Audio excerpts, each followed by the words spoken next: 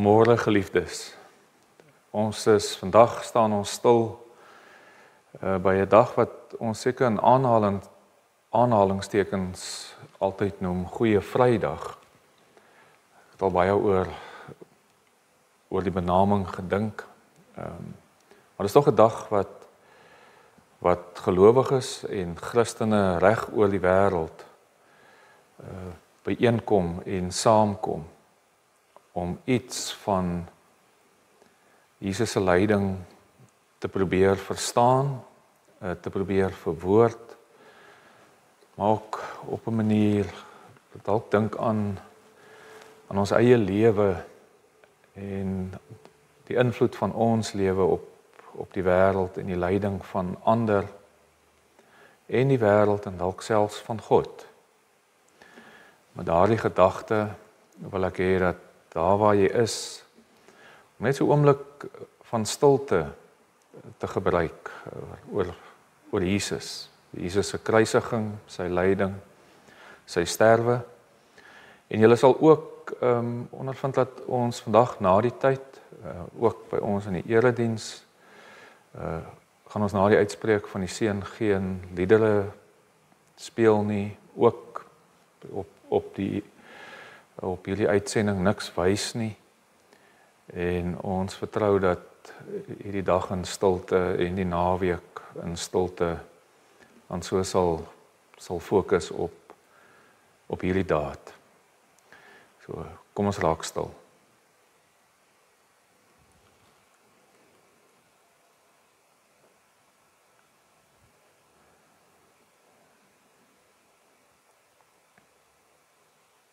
Ons begin, ons voortsetting en ons volëinding is in die naam van die een wat is, die een wat was en die een wat sal wees, Jesus Christus.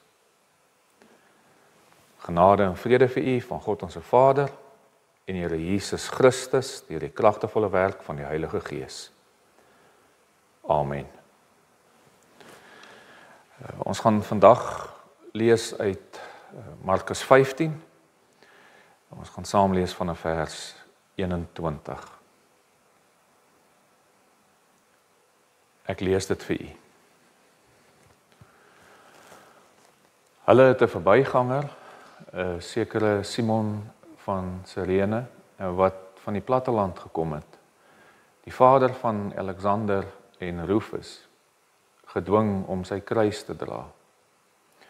Hulle bring Jesus toe na die plek Golgotha, wat, as dit vertaal word, Kobbeenplek beteken. Hulle wou hom wyn gemeng met mirre gee, maar hy het dit nie geneem nie. Toe kruisig hulle hom en verdeel sy boklere deur daaroor te loot oor wie wat sou neem. Dit was die 3de uur toe hulle hom gekruisig het. Die inskripsie van die aanklag teen hom is bo hom aangebring, die koning van die Jode. Saam met hom het hulle ook 2 rowers gekruisig, een aan sy regterhand en een aan sy linkerhand. Die verbygangers het hom gelaster terwyl hulle koppe skud en sê: "Ha, jy wat die tempel afbreek en in 3 dae opbou, red jouself, kom af van die kruis."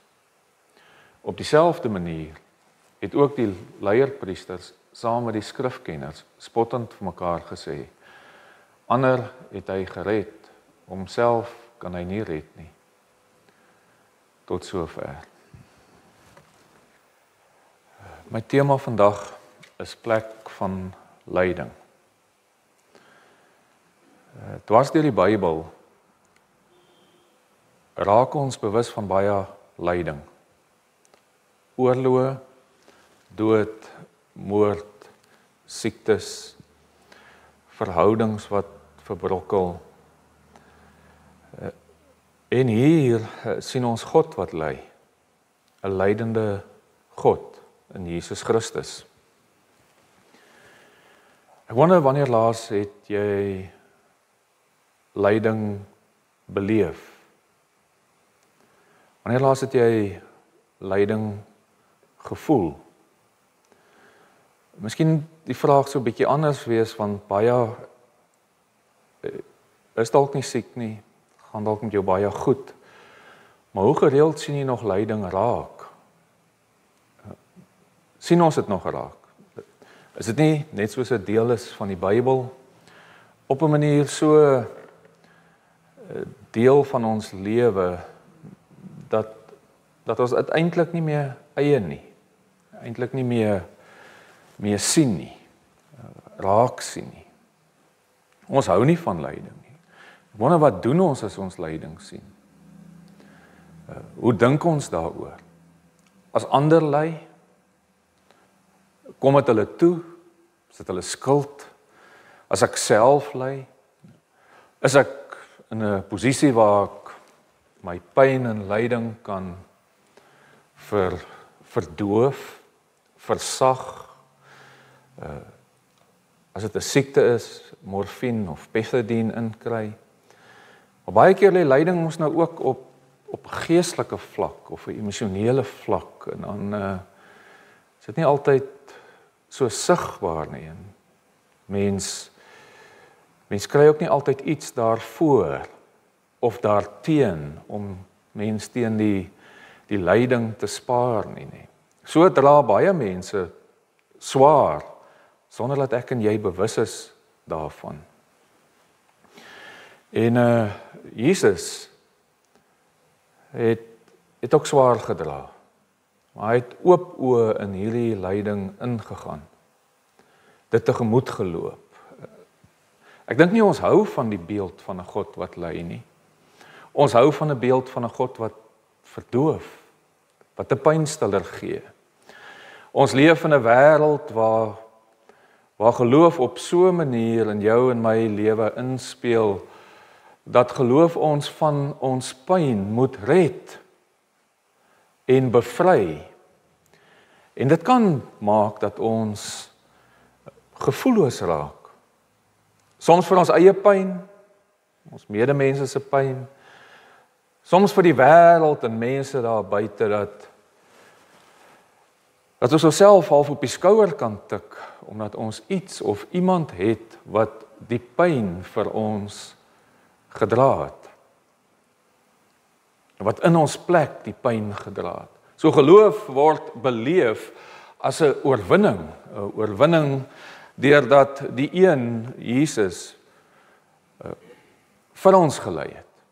En ons daarom lekker, kop op, lewe in die oë kan kyk, dalk maar net ons lyding vir hom kan gee, en op 'n manier so deur die lewe gaan.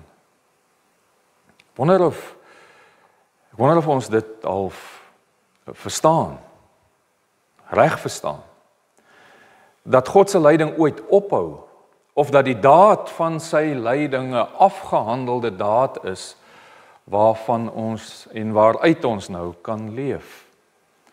'n Lydende God steek ons dwars in die krop. En daarom identifiseer ons nie meer die plekke van lyding so maklik, en ook mense se lyding nie. Die vraag wat 'n mens vir jouself kan vra, is wanneer 'n mens Jesus se lyding aanskou, moet 'n mens tog daaroor wonder, hoekom?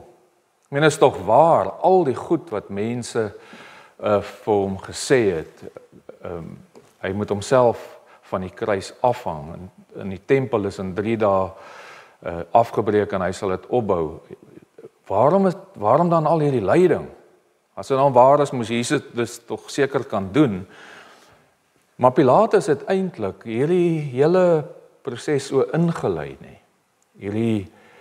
dit wat bokant Jesus geskryf staan, wat baie duidelik ook op hierdie foto gewys word, is dit was die rede. Dit was die oortreding. Jy weet, dit was die straf. Dit was ook die waarheid vir die oortreding. Die waarheid is, Jesus is die koning van die Jode. Pilatus het dit mos nou vir hom gevra, en hy het dit self gesê. Maar dit was ook waarvoor hulle hom gestraf het, dat hy durf waag om dit te sê. Maar dit was ook die verheerliking, want dit is waar. En sonder dat almal dit verstaan het, is dit die rede hoekom Jesus juis gestraf is. En so het mense 'n siening oor hierdie lyding van God en die straf wat op hom afgekom het. Hoekom dit gebeur? En dis omdat hy homself verhef het as die een wie hy is, die waarheid, koning van die Jode, koning van die wêreld, koning van Israel. En hy het daarvoor geboet.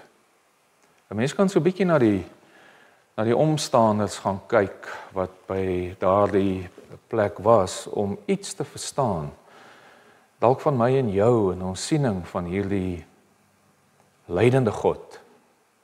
Die God wat mense verlos. Dink maar so 'n bietjie hy's aan die buitekant gekruisig, want dis 'n skande, oortreders is uit die stad uitgeneem.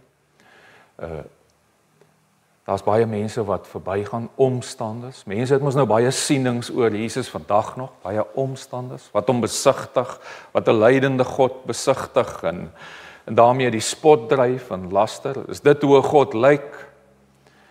Daar's ook die soldate, mense wat in diens is van 'n hoër orde, wat in opdrag is om die straf toe te dien, om die kruisiging te voltrek. En dan is daar hierdie Simon van Cyrene, 'n man uit Noord-Afrika uit, wat ons later van sy 2 seuns, Rufus en Alexander, lees in Romeine 16. Hierdie man uit Noord-Afrika wat nader getrek word, dalk teen sy wil, nê? Dalk sonder dat hy daarvoor kies, sonder dat hy daarvoor vra, is hy die een wat die kruis dra. Dwars deur die Markus Evangelie is hierdie beeld wat Jesus vir die wêreld voorhou, dit wat mense nog steeds dwars in die krop streek. Die wat eintlik sy kruis behoort te gedra het, was ook deel van hierdie omstanders, dit was die disippels, maar iemand anders moes sy kruis dra. So hierdie beeld wat Jesus in Markus 8 en later ook in Markus baie sterk beklemtoon het, wat hy self gedoen het hy toe hulp gekry van iemand wat glad nie betrokke was by Jesus so naby nie, van sy naby volgelinge nie. Ons hou nie van die beeld soos die omstanders van Jesus wat voorgehou word nie. Mense hou nie van verloorders nie, in aanhalingstekens verloorders nie, vandag nie. Die reg vandag word net soveel omgedraai. Onreg het op Jesus plaasgevind. Die onregverdige handeling is as die reg verkondig. En so lei God onder die onreg van die wêreld vandag nog. Ook ons eie lewe, ons eie onreg en ons eie swakhede en broosheid. So ook Petrus. Petrus wat daar naby was, wat ontken het dat hy hom ken. Petrus wat gesê het, ek sal vir u sterf. Hierdie beeld wat Jesus so sterk uitdra van juis wat van ons gevra word, dat ons lewe dalk iets anders is en word en behoort te wees, as 'n lewe om uit die voorspoed van God se oorwinning te leef, as 'n lewe wat gekenmerk word deur 'n plek van lyding. Waar ons lyding sien, waar ons lyding identifiseer en waar ons in lyding intree. En dis juist wat Jesus gedoen het in sy liefde vir die wêreld en liefde vir mense soos ek en jy.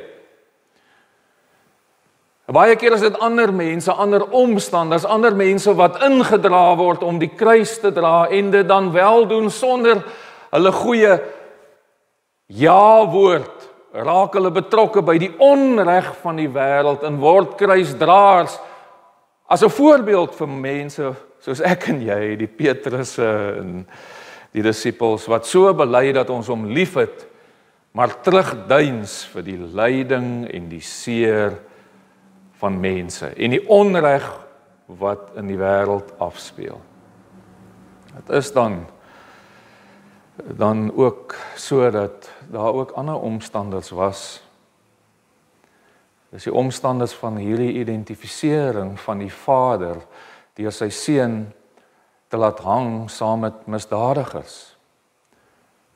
In dieselfde asem, selfs misdadiger genoem word. Die identifisering van Jesus met die misdadigers beskryf juis sy lyding en sy liefde vir die wêreld so ver as wat dit die misdadigers van hierdie wêreld insluit. Mense wat ook ander mense se lyding veroorsaak. So die omvang van God se lyding en dit wat hy sien en dit wat hy raak sien en die swakheid en die nood van mense raak sien tot aan die kruis is deel van die omvang van sy lyding. Ek dink fisiese lyding is een ding. Ek en jy het dit dalk al in ons eie lyf gevoel. Ons sien dit dalk op ander plekke, maar geestelike lyding, emosionele lyding, die laster wat mense teen hom gegooi het, die aftakeling en die spot wat met hom gedryf word, dat hy dit aanvaar, dat hy later sê, Vader, vergeef hulle, want hulle weet nie wat hulle doen nie. En hierdie soldate begin so op 'n punt, begin hulle dan tog sekerlik besef, maar hier's iets anders aan die gebeur, nie? Hier's iets anders aan die gebeur by hierdie gebeurtenis. Hier's kom ons verdoof die pyn. Kom ons gee hom wyn en mirre, amper soos 'n soortgelyke, baie ligte morfine of pefadien wat hulle vir Jesus wil gee, net om die pyn bietjie te verlig. Baie sê nee, dis die vrouens wat daar naby was wat gesê het, gee tog net vir hom iets om hierdie pyn te verlig. Verdoof die pyn. Ons doen dit ook, nee. Mense hou nie van pyn. Mense hou nie van 'n lydende God nie. Wanneer ons lyding sien, wil ons God nie eens identifiseer as midde in daai pyn nie. Wanneer ons armoede, mense wat stikkend geslaan word, vandag nog wat gedeporteer word, wat vermoor word, wat kinders misbruik word, ons wil onsself nie meer, ons wil nie eens eintlik daarbey betrokke raak nie. Ons verdoof dit, ons skuif dit weg. Want wat ons nie besef nie is dat wanneer dit gebeur, is dit God wat ook ly. Dat die lydende God leef ook in die wêreld. En dit is so, dat ons iets van 'n lydende God nodig het. Dat ons moet verstaan dat God juis nog ly onder ons broosheid en swakheid, en ook ons vergryp in ons onreg, in ons onvermoë om die onreg te eien, en dit raak te sien. En dit is juis hierso, waar ons so by baie mense kan leer. Ek was die afgelope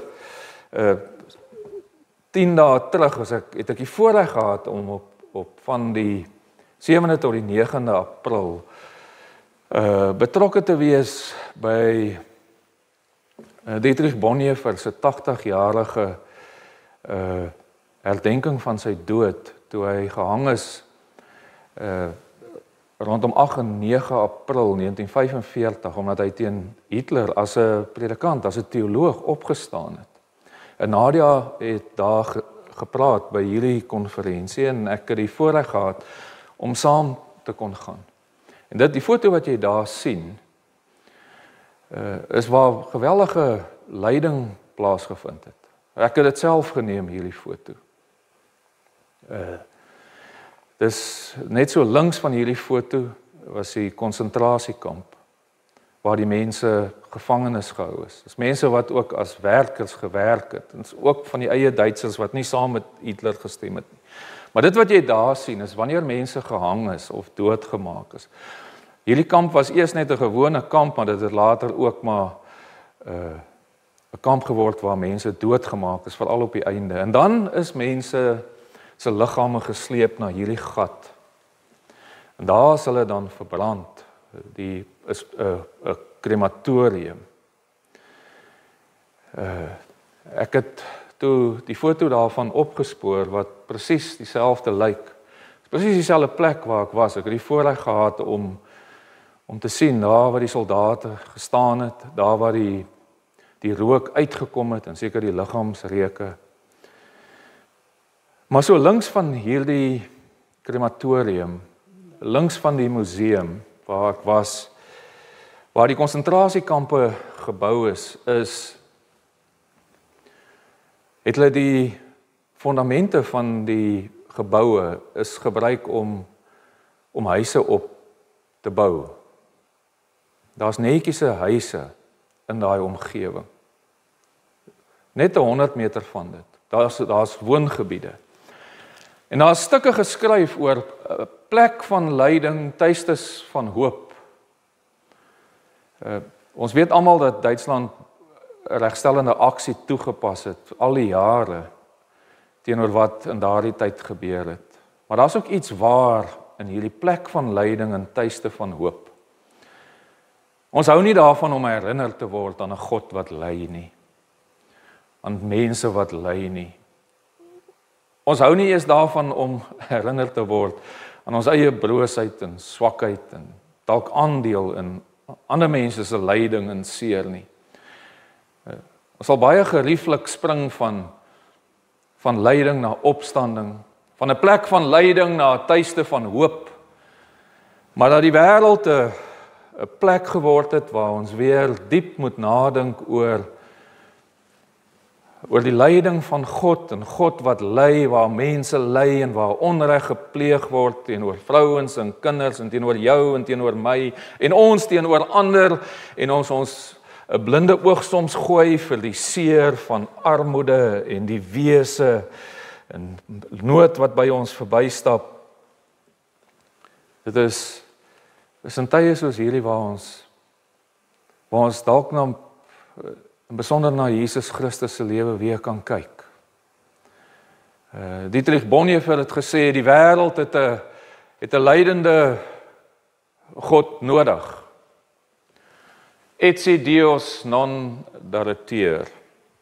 Asof God nie is nie, asof God nie daar is nie, nê. Asof God net nie is nie. En bedoelende nie dat God nie is nie. Hy sê dit is hoe ons moet leef, asof God nie is nie. Dat ons die nood en die lyding van die wêreld kan sien, want dis waarom hy opgestaan het, asof God nie is nie, want dit is hoe God uit die wêreld gedring is. Want ons hou nie van sy koningskapstyl nie. Ons hou van die mag en die oorheersing en die oorwinning en alles wat daarmee saamgaan. En ons het ook 'n God nodig wat swak is, wat onmagtig is, wat uit hierdie wêreld geskei word, omdat sy styl so anders is. En juis omdat sy styl so anders is hy gekruisig en het hy gesterf op die plek van lyding. Vir my, vir jou. As gevolg van my en as gevolg van jou, maar ook ter wille van my en ter wille van jou, het Jesus gelei. Amen.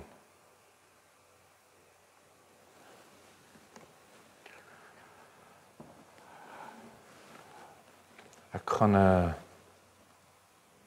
geleentheid gee dat ons skuldbelydenis doen, waar jy jouself as gevolg van, wat ons 'n aandeel het in die plek van Jesus se lyding, dat ons osself daaraan terugdink. Ek gee 'n geleentheid vir selfondersoek.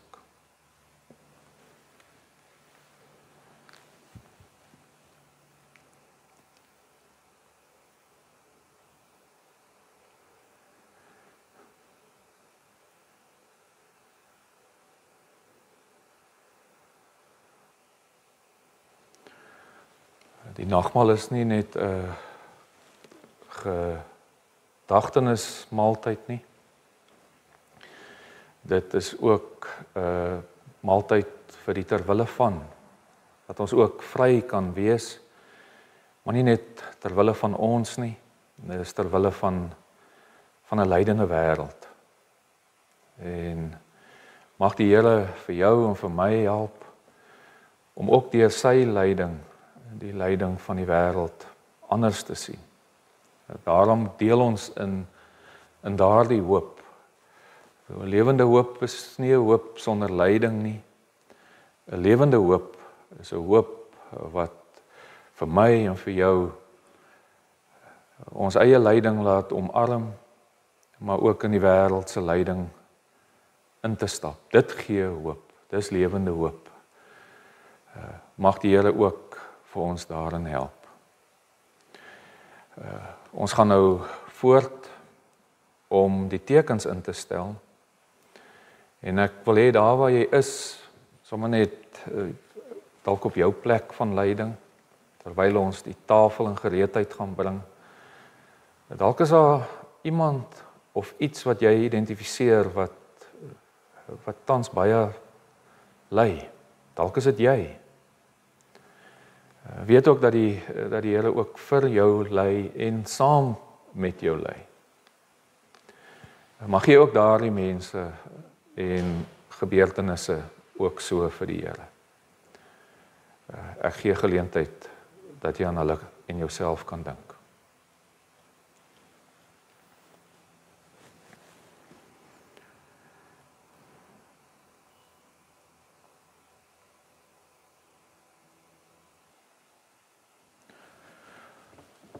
Voordat ek die nagmaal instel, kom ons bid net saam. Here Jesus, dankie vir u lyding. Ons bely ons het aandeel aan u lyding. U het dit vir ons gedoen, vir die wêreld en vir almal wat daar ver is. Ook ter wille van ons redding. Here, hier waar ons so aan u tafel saamkom, wees ons genadig. Here, dankie dat ons ook kan weet, u is by elkeen in hierdie wêreld wat ly. En help ons om u daar raak te sien en te besoek. Amen. Jesus het die nagmaal ingestel, het die brood geneem en hy het dit gebreek. Neem, eet en dink daaraan dat Jesus se liggaam gebreek is tot volkome versoening van al ons sondes.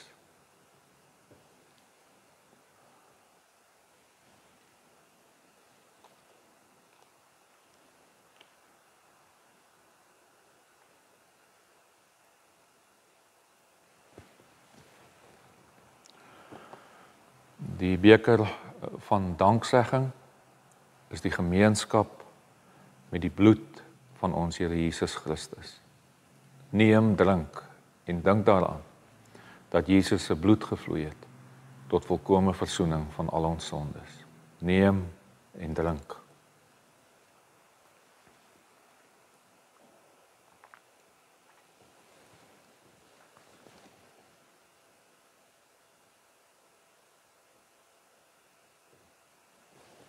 Amen.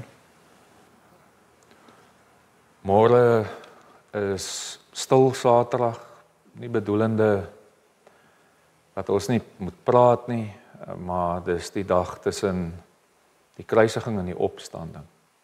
Mag hierdie lyding van God ons tot diep bepeinsing, meditasie en stilte dryf. Ontvang die seën van die Here. Die genade van ons Here Jesus Christus, die liefde van God en die gemeenskap van die Heilige Gees sal met julle elkeen wees en bly. Amen.